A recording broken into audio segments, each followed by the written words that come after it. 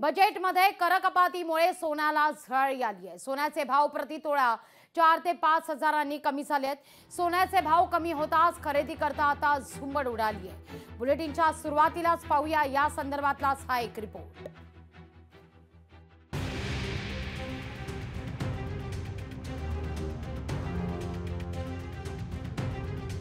बजेटमध्ये करकपातीमुळे सोन्याला झळाळी।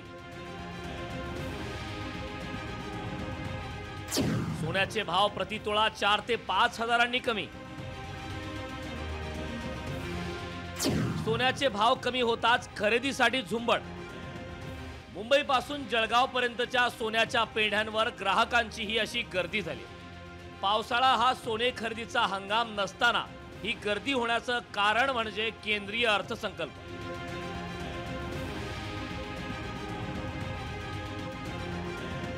अर्थमंत्री निर्मला सीतारामन यांनी सोन्या चांदीवरील सीमा शुल्क कमी केले। सीमा शुल्क कमी केल्यानं सोन्याचे भाव प्रति तोळा 3 ते 5 हजारांनी कमी झाले।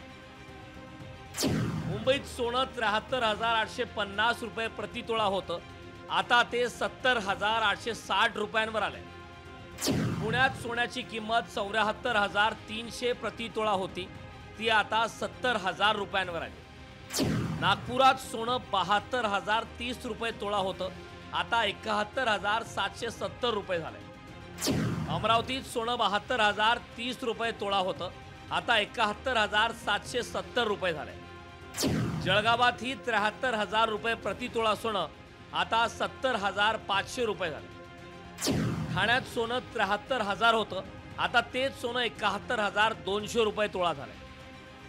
बजेटच्या दुसऱ्या तासाला सोन्याच्या किमती कमी झाल्यानं ज्वेलर्सच्या दुकानात खरेदीसाठी झुंबड उडाली। Obviously 5,000 rupees कम हुए तो obviously people will buy it more और गवर्नमेंट ने इतना थोड़ा फ्री दिया है तो obviously लोग खरीदेंगे। Even I came to buy only। सोने का ऐसा है कि सोना खरीदना जैसे सपना बन गया था, लेकिन अब जब भाव कम, ड्यूटी कम हुई है, भाव घटे तो इन्वेस्ट करने का सोचते हैं।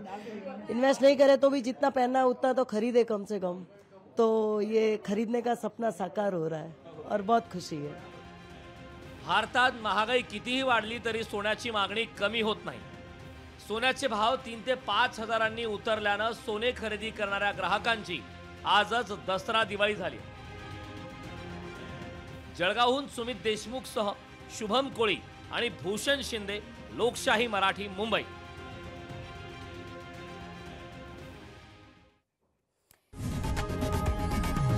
लोकशाही मराठी ऐका, पहा, जागरूक रहा।